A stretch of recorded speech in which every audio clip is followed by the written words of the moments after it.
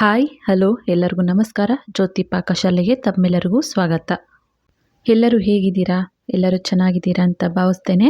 ನಾನು ಈ ದಿನ ಒಂದೊಳ್ಳೆ ಸ್ವೀಟ್ ರೆಸಿಪಿ ಜೊತೆಗೆ ನಿಮ್ಮ ಮುಂದೆ ಬಂದಿದ್ದೇನೆ. ಸ್ಪೆಷಲ್ ಸ್ವೀಟ್ ರೆಸಿಪಿ, ಹಾಗೆಯೇ ಹೊಸ ರುಚಿ ಅಂತಲೇ ಹೇಳ್ಬೋದು. ಆರೋಗ್ಯಕ್ಕೂ ಸಹ ತುಂಬಾ ಒಳ್ಳೆಯದು ಈ ಸ್ವೀಟ್ ರೆಸಿಪಿ. ಚಿಕ್ಕವರಾಗಿರ್ಬೋದು ಅಥವಾ ದೊಡ್ಡವರಾಗಿರ್ಬೋದು, ದಿನ ಈ ಸ್ವೀಟನ್ನು ಸೇವನೆ ಮಾಡೋದ್ರಿಂದ ಮೂಳೆಗಳಿಗೆ ಬಲ ಸಿಗುತ್ತೆ ಅಂತಲೇ ಹೇಳ್ಬೋದು. ತುಂಬಾ ಈಸಿಯಾಗಿ ಈ ಆರೋಗ್ಯಕರವಾದಂತಹ ಸ್ವೀಟ್ ರೆಸಿಪಿನ ಮಾಡ್ಕೊಳ್ಬೋದು. ಬನ್ನಿ, ಈ ಟೇಸ್ಟಿಯಾದಂತಹ ಹೆಲ್ತಿಯಾದಂತಹ ಸ್ವೀಟ್ ರೆಸಿಪಿ ಮಾಡೋದು ಹೇಗೆ ಅಂತ ನೋಡೋಣ.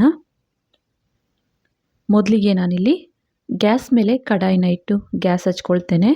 ಈ ಕಡಾಯಿಗೆ 1 ಕಪ್ ಆಗುವಷ್ಟು ಉದ್ದಿನ ಕಾಳನ್ನು ಹಾಕ್ಕೊಳ್ತಾ ಇದ್ದೇನೆ. ಲೋ ಫ್ಲೇಮಲ್ಲೇ ಈ ಉದ್ದಿನ ಕಾಳನ್ನು ಚೆನ್ನಾಗಿ ಫ್ರೈ ಮಾಡ್ಕೊಳ್ಬೇಕಾಗುತ್ತೆ. ಈ ಉದ್ದಿನ ಕಾಳನ್ನು ಬಳಸಿ ಮಾಡಿರೋಂತಹ ರೆಸಿಪಿ ಸೇವನೆ ಮಾಡೋದ್ರಿಂದ ಆರೋಗ್ಯಕ್ಕೆ ತುಂಬಾ ಒಳ್ಳೆಯದು. ಈ ಉದ್ದಿನ ಕಾಳು ಸ್ವಲ್ಪ ಫ್ರೈ ಆದ ನಂತರ ಯಾವ ಕಪ್ಪಲ್ಲಿ ಉದ್ದಿನ ಕಾಳು ತಗೊಂಡಿದ್ನೋ ಅದೇ ಕಪ್ಪಲ್ಲಿ ಅರ್ಧ ಕಪ್ ಆಗುವಷ್ಟು ಹೆಸರುಬೇಳೆನ ಹಾಕ್ಕೊಳ್ತಾ ಇದ್ದೇನೆ. ಹೆಸರುಬೇಳೆನ ಹಾಕಿ ಲೋ ಫ್ಲೇಮಲ್ಲೇ ಇವೆಲ್ಲ ಸ್ವಲ್ಪ ಕಲರ್ ಚೇಂಜ್ ಆಗೋವರೆಗೂ ಫ್ರೈ ಮಾಡ್ಕೊಳ್ಬೇಕಾಗುತ್ತೆ. ಹೆಸರುಬೇಳೆ ಸೇವನೆ ಮಾಡೋದ್ರಿಂದ ಆರೋಗ್ಯಕ್ಕೆ ತುಂಬಾ ಒಳ್ಳೆಯದು. ನೋಡ್ಬೋದು, ಲೋ ಫ್ಲೇಮಲ್ಲೇ ಈ ರೀತಿ ಚೆನ್ನಾಗಿ ಕೈ ಬಿಡದೇನೆ ಫ್ರೈ ಮಾಡ್ಕೊಳ್ತಾ ಇರಬೇಕಾಗುತ್ತೆ. ನೋಡಿ, ಹೆಸರುಬೇಳೆ ಹಾಗೆ ಉದ್ದಿನಕಾಳು ಲೈಟಾಗಿ ಕಲರ್ ಚೇಂಜ್ ಆಗಿದ್ದಾವೆ. ಇಷ್ಟು ಫ್ರೈ ಆದರೆ ಸಾಕು. ಗ್ಯಾಸನ್ನು ಆಫ್ ಮಾಡ್ಕೊಳ್ತೇನೆ. ಇವು ಸ್ವಲ್ಪ ತಣ್ಣಗಾಗಲಿಕ್ಕೆ ಬಿಡ್ತೇನೆ. ನಂತರ ಗ್ಯಾಸ್ ಮೇಲೆ ಒಂದು ಬಟ್ಲನ್ನು ಇಟ್ಟು ಗ್ಯಾಸನ್ನು ಹಚ್ಕೊಳ್ತೇನೆ. ಇದಕ್ಕೆ ಯಾವ ಕಪ್ಪಲ್ಲಿ ಉದ್ದಿನ ಕಾಳು ತಗೊಂಡಿದ್ನೋ ಅದೇ ಕಪ್ಪಲ್ಲಿ 2 ಕಪ್ ಆಗುವಷ್ಟು ಬೆಲ್ಲನ ಹಾಕ್ಕೊಳ್ತಾ ಇದ್ದೇನೆ. 2 ಕಪ್ ಬೆಲ್ಲಗೆ ನಾನಿಲ್ಲಿ 1 ಕಪ್ ಆಗುವಷ್ಟು ನೀರನ್ನು ಹಾಕಿ ಬೆಲ್ಲನ ಕರಗಿಸ್ಕೊಳ್ತೇನೆ. ಪಾಕ ಮಾಡ್ಕೊಳ್ಳೋ ಅವಶ್ಯಕತೆ ಇಲ್ಲ, ಬೆಲ್ಲ ಕರಗಿದ್ರೆ ಸಾಕಾಗುತ್ತೆ. ನೋಡ್ಬೋದು, ಬೆಲ್ಲ ಕರಗಿದೆ. ಈ ರೀತಿ ಬೆಲ್ಲ ಕರಗಿ ಬೆಲ್ಲದ ನೀರನ್ನು ಚೆನ್ನಾಗಿ 1-2 ಕುದಿ ಕುದಿಸ್ಕೊಳ್ಬೇಕಾಗುತ್ತೆ. ನೋಡಿ, ಬೆಲ್ಲದ ನೀರು ಚೆನ್ನಾಗಿ ಕುದಿ ಬಂದಿದೆ. ಈಗ ಗ್ಯಾಸನ್ನು ಆಫ್ ಮಾಡ್ಕೊಳ್ತೇನೆ. ಈ ಬೆಲ್ಲದ ನೀರು ಸಹ ತಣ್ಣಗಾಗಲಿಕ್ಕೆ ಬಿಡ್ತೇನೆ. ಬಿಸಿ ಇರ್ದಂಗೆ ತಣ್ಣಗಾಗಬೇಕು ಇವೆರಡೂ. ನೋಡ್ಬೋದು, ಉದ್ದಿನಕಾಳು ಹಾಗೆಯೇ ಹೆಸರುಬೇಳೆ ತಣ್ಣಗಾಗಿದ್ದಾವೆ. ಈಗ ಇವನ್ನ ಮಿಕ್ಸಿ ಜಾರಿಗೆ ಹಾಕ್ಕೊಳ್ತೇನೆ. ಇದನ್ನು ತರಿಯಾಗಿ ಲೈಟಾಗಿ ತರಿಯಾಗಿ ಇರೋ ರೀತಿ ರುಬ್ಕೊಂಬರ್ತೇನೆ. ನೋಡಿ, ಈ ರೀತಿ ಲೈಟಾಗಿ ತರಿ ಇದ್ದರೆ ಸಾಕಾಗುತ್ತೆ. ಈಗ ಹಿಟ್ಟು ರೆಡಿ ಆಯಿತು. ಬೆಲ್ಲದ ನೀರು ಸಹ ಫುಲ್ ತಣ್ಣಗಾಗಿದ್ದಾವೆ. ಈಗ ಇದನ್ನು ಒಂದು ಕಡಾಯಿಗೆ ಶೋಧಿಸ್ಕೊಳ್ತಾ ಇದ್ದೇನೆ. ಈ ರೀತಿ ಕಸ ಇರುತ್ತೆ, ಹಾಗಾಗಿ ಈ ರೀತಿ ಶೋಧಿಸ್ಕೊಂಡು ಹಾಕ್ಕೊಳ್ತಾ ಇದ್ದೇನೆ ಬೆಲ್ಲದ ನೀರನ್ನು. ನಂತರ ಇದಕ್ಕೆ ರುಬ್ಬಿಟ್ಟಿರುವಂತಹ ಉದ್ದಿನ ಕಾಳು ಹಾಗೆ ಹೆಸರುಬೇಳೆ ಮಿಶ್ರಣನ ಹಾಕ್ಕೊಳ್ತಾ ಇದ್ದೇನೆ. ಇದನ್ನು ಚೆನ್ನಾಗಿ ಗಂಟಿಲ್ಲದೆ ಇರೋ ರೀತಿ ಮಿಕ್ಸ್ ಮಾಡ್ಕೊಳ್ಬೇಕಾಗುತ್ತೆ. ನಾವು ಈ ಪದಾರ್ಥಗಳನ್ನು ಬಿಸಿ ಇದ್ದಾಗ ಮಿಕ್ಸ್ ಮಾಡಲಿಕ್ಕೆ ಹೋದರೆ ಗಂಟಾಗೋ ಚಾನ್ಸ್ ಇರುತ್ತೆ. ಹಾಗಾಗಿ ಬೆಲ್ಲದ ನೀರು ತಣ್ಣಗಾದ ನಂತರ ಈ ಹಿಟ್ಟನ್ನು ಹಾಕಿ ಚೆನ್ನಾಗಿ ಮಿಕ್ಸ್ ಮಾಡ್ಕೊಳ್ಬೇಕಾಗುತ್ತೆ. ನೋಡಿ, ಈ ರೀತಿ ಗಂಟಿಲ್ಲದೆ ಇರೋ ರೀತಿ ಚೆನ್ನಾಗಿ ಇದನ್ನು ಮಿಕ್ಸ್ ಮಾಡ್ಕೊಳ್ಬೇಕಾಗುತ್ತೆ. ನೋಡ್ಬೋದು, ಇದನ್ನು ಚೆನ್ನಾಗಿ ಈ ರೀತಿ ಮಿಕ್ಸ್ ಮಾಡ್ಕೊಂಡಿದ್ದಾಯಿತು. ಈಗ ಇದನ್ನು ಗ್ಯಾಸ್ ಮೇಲೆ ಇಡ್ತೇನೆ. ನೋಡಿ, ಕಡಾಯಿನ ಗ್ಯಾಸ್ ಮೇಲೆ ಇಟ್ಟು ಗ್ಯಾಸನ್ನು ಹಚ್ಕೊಳ್ತೇನೆ. ಲೋ ಫ್ಲೇಮಲ್ಲಿಟ್ಟು ಗ್ಯಾಸನ್ನು ಈಗ ಇದಕ್ಕೆ 1-2 ಟೇಬಲ್ ಸ್ಪೂನ್ ಆಗುವಷ್ಟು ತುಪ್ಪನ ಹಾಕಿ ಕೈ ಬಿಡದೇನೆ ಇದನ್ನು ಕಲಿಸ್ತಾ ಕುದಿಸ್ಕೊಳ್ಬೇಕಾಗುತ್ತೆ. ಕಲಿಸ್ತಾನೆ ಇರಬೇಕಾಗುತ್ತೆ. ಇದನ್ನು ಕೈ ಬಿಟ್ವಿ ಅಂದರೆ ತಳ ಹಿಡಿಯೋ ಚಾನ್ಸ್ ಇರುತ್ತೆ. ಹಾಗಾಗಿ ಈ ರೀತಿ ಕಲಿಸ್ತಾನೆ ಇದನ್ನು ಲೋ ಫ್ಲೇಮಲ್ಲೇ ಕುದಿಸ್ಕೊಳ್ಬೇಕಾಗುತ್ತೆ. ಈ ಮಿಶ್ರಣ ಗಟ್ಟಿ ಆಗ್ತಾ ಬರುತ್ತೆ, ಅಲ್ಲಿವರೆಗೂ ಇದನ್ನು ಚೆನ್ನಾಗಿ ಮಿಕ್ಸ್ ಮಾಡ್ತಾ ಕುದಿಸ್ಕೊಳ್ಬೇಕು. ಇನ್ನು ಯಾರೆಲ್ಲ ಸಬ್ಸ್ಕ್ರೈಬ್ ಮಾಡ್ಕೊಳ್ದೆ ವಿಡಿಯೋ ನೋಡ್ತಿದ್ದಲ್ಲಿ ಪ್ಲೀಸ್ ಸಬ್ಸ್ಕ್ರೈಬ್ ಮಾಡ್ಕೊಳ್ಳಿ. ಬೆಲ್ ಐಕಾನ್ ಮೇಲೆ ಕ್ಲಿಕ್ ಮಾಡಿ ಆಲ್ ಅನ್ನೋ ಆಪ್ಷನ್ನ ಆನ್ ಮಾಡ್ಕೊಳ್ಳಿ. ನಾನು ಯಾವುದೇ ಹೊಸ ವಿಡಿಯೋ ಅಪ್ಲೋಡ್ ಮಾಡಿದ್ರೂ ನಿಮಗೆ ನೋಟಿಫಿಕೇಷನ್ ಬರುತ್ತೆ. ನಾವಿಲ್ಲಿ ಈ ಸ್ವೀಟಿಗೆ ಸಕ್ಕರೆನ ಬಳಸ್ತಾ ಇಲ್ಲ, ಬೆಲ್ಲನ ಬಳಸ್ತಾ ಇದ್ದೀವಿ. ಬೆಲ್ಲನ ಬಳಸೋದ್ರಿಂದ ನಮ್ಮ ದೇಹಕ್ಕೆ ಬೇಕಾದಂತಹ ಐರನ್ ಕಂಟೆಂಟ್ ಸಿಗುತ್ತೆ. ಹಾಗಾಗಿ ಈ ಸ್ವೀಟನ್ನು ಬೆಲ್ಲನ ಬಳಸಿ ಮಾಡ್ತಾ ಇದ್ದೇವೆ. ನೋಡ್ಬೋದು ಮಿಶ್ರಣ ಸ್ವಲ್ಪ ಗಟ್ಟಿಯಾಗಿದೆ. ಈಗ ಇದಕ್ಕೆ ಯಾವ ಕಪ್ಪಲ್ಲಿ ಉದ್ದಿನಕಾಳು ತೊಗೊಂಡಿದ್ನೋ ಅದೇ ಕಪ್ಪಲ್ಲಿ 1 ಕಪ್ ಆಗುವಷ್ಟು ಕಾಯಿಸಿ ತಣ್ಣಗಾಗಿರೋಂತಹ ಹಾಲನ್ನು ಹಾಕ್ಕೊಳ್ತಾ ಇದ್ದೇವೆ.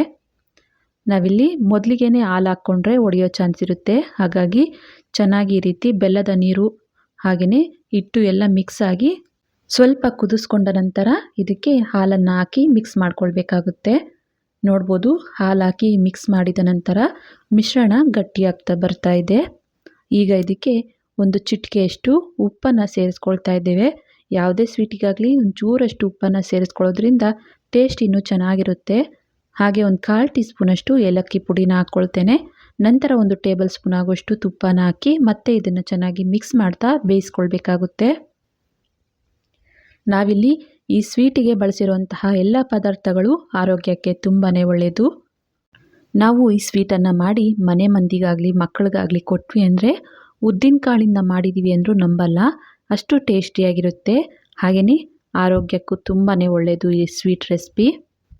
ನೋಡ್ಬೋದು ಮಿಶ್ರಣ ಗಟ್ಟಿಯಾಗ್ತಾ ಬರ್ತಾ ಇದೆ. ಇನ್ನೂ ಸ್ವಲ್ಪ ಇದು ಗಟ್ಟಿಯಾಗಬೇಕು. ಅಲ್ಲಿವರೆಗೂ ಲೋ ಫ್ಲೇಮಲ್ಲೇ ಕಲಿಸ್ತಾ ಇದನ್ನು ಬೇಯಿಸ್ಕೊಳ್ಬೇಕಾಗುತ್ತೆ. ಮನೆಯಲ್ಲಿ ದೊಡ್ಡವರಿದ್ದಾಗ ಮೊಣಕಾಲು ನೋವು, ಸೊಂಟ ನೋವು, ಬೆನ್ನು ನೋವು ಅಂತಿರ್ತಾರೆ. ಅಂಥವ್ರಿಗೆ ಈ ರೀತಿ ಉದ್ದಿನಕಾಳನ್ನು ಬಳಸಿ ಈ ಸ್ವೀಟನ್ನು ಮಾಡಿಕೊಟ್ರೆ ಮೂಳೆಗಳಿಗೆ ಬಲ ಅಂತಲೇ ಹೇಳ್ಬೋದು. ತುಂಬಾ ಹೆಲ್ತಿಯಾದಂತಹ ಸ್ವೀಟ್ ರೆಸಿಪಿ ಅಂತಲೇ ಹೇಳ್ಬೋದು.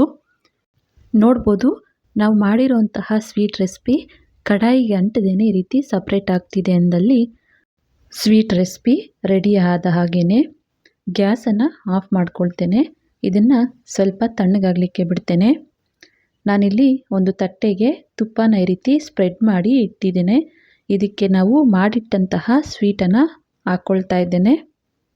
ಈ ಸ್ವೀಟ್ ರೆಸಿಪಿನ ಯಾವ ಶೇಪಿಗೆ ಬೇಕಾದರೂ ಮಾಡ್ಕೊಳ್ಬೋದು. ಮಾಮೂಲಿ ನಾವು ಲಾಡು ಟೈಪ್ ಉಂಡೆ ಆದರೂ ಮಾಡ್ಕೊಳ್ಬೋದು, ಅಥವಾ ಸ್ವಲ್ಪ ಸೌಟಿಗೆ ತುಪ್ಪ ಸವರಿ ಸೌಟಿನ ಸಹಾಯದಿಂದ ಹಾಗೆ ಬೇಕಾದರೂ ಸರ್ವ್ ಮಾಡ್ಬೋದು. ನಾನಿಲ್ಲಿ ಮಕ್ಕಳಿಗೆ ಇಷ್ಟ ಆಗುತ್ತೆ ಅಂತ ಹೇಳಿ ಬರ್ಫಿ ಟೈಪ್ ಕಟ್ ಮಾಡ್ಕೊಳ್ಳಿಕ್ಕೆ ತಟ್ಟೆಗೆ ಈ ರೀತಿ ಸ್ಪ್ರೆಡ್ ಮಾಡ್ತಾ ಇದ್ದೇನೆ. ಸ್ಪೂನಿಗೆ ಸ್ವಲ್ಪ ಈ ರೀತಿ ತುಪ್ಪನ ಸ್ಪ್ರೆಡ್ ಮಾಡಿ ಈ ರೀತಿಯಾಗಿ ಈಕ್ವಲ್ ಆಗಿ ತಟ್ಟೆಗೆ ಸ್ವೀಟನ್ನು ಸ್ಪ್ರೆಡ್ ಮಾಡ್ತಾ ಇದ್ದೇನೆ. ನೋಡಿ ಈ ರೀತಿಯಾಗಿ ಸ್ಪ್ರೆಡ್ ಮಾಡಿ ಇದನ್ನು 1 ಗಂಟೆ ಅಥವಾ 2 ಗಂಟೆ ಹಾಗೆಯೇ ಆರಲಿಕ್ಕೆ ತಣ್ಣಗಾಗಲಿಕ್ಕೆ ಬಿಡಬೇಕಾಗುತ್ತೆ.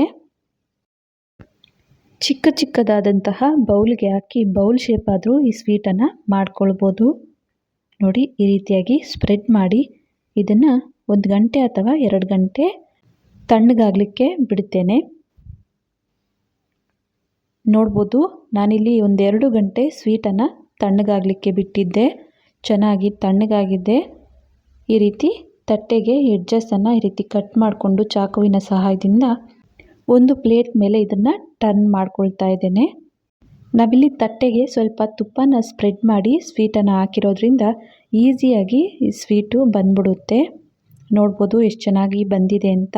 ಈಗ ಇದನ್ನು ನಿಮಗೆ ಯಾವ ಶೇಪಿಗೆ ಬೇಕೋ ಆ ಶೇಪಿಗೆ ಇದನ್ನು ಈಸಿಯಾಗಿ ಕಟ್ ಮಾಡ್ಕೊಳ್ಬೋದು. ನಾನಿಲ್ಲಿ ಮಾಮೂಲಿಯಾಗಿ ಬರ್ಫಿ ಟೈಪ್ ಕಟ್ ಮಾಡ್ಕೊಳ್ತಾ ಇದ್ದೇನೆ. ದಪ್ಪ ಬೇಕು ಅಂದಲ್ಲಿ ದಪ್ಪ, ಸಣ್ಣ ಬೇಕು ಅಂದಲ್ಲಿ ಸಣ್ಣ ಕಟ್ ಮಾಡ್ಕೊಳ್ಬೋದು. ಸ್ಪೆಷಲ್ ಆದಂತಹ ಸ್ವೀಟ್ ರೆಸಿಪಿ ರೆಡಿ ಆಯಿತು. ನೋಡ್ಬೋದು ಕಟ್ ಮಾಡಿದ್ದಾಯಿತು. ಇದನ್ನು ಈಗ ಒಂದು ಪ್ಲೇಟಿಗೆ ಸರ್ವ್ ಮಾಡ್ತೇನೆ. ನೋಡಿ ಇಲ್ಲಿ ನಾನು ಒಂದು ಸ್ವೀಟ್ ರೆಸಿಪಿನ ತೋರಿಸ್ತಾ ಇದ್ದೇನೆ. ಎಷ್ಟು ಸಾಫ್ಟಾಗಿ ತುಂಬಾ ಟೇಸ್ಟಿಯಾಗಿ ಬಂದಿದೆ ಈ ಸ್ವೀಟ್ ರೆಸಿಪಿ. ಈ ರೆಸಿಪಿ ನಿಮಗೆ ಇಷ್ಟ ಆಗಿದೆ ಅಂದ್ಕೊಳ್ತೇನೆ. ಇಷ್ಟ ಆದಲ್ಲಿ ಈ ವಿಡಿಯೋಗೊಂದು ಲೈಕ್ ಮಾಡಿ. ಯಾರೆಲ್ಲ ಸಬ್ಸ್ಕ್ರೈಬ್ ಮಾಡ್ಕೊಳ್ತೆ ವಿಡಿಯೋ ನೋಡ್ತಿದ್ದಲ್ಲಿ ಪ್ಲೀಸ್ ಸಬ್ಸ್ಕ್ರೈಬ್ ಮಾಡ್ಕೊಳ್ಳಿ.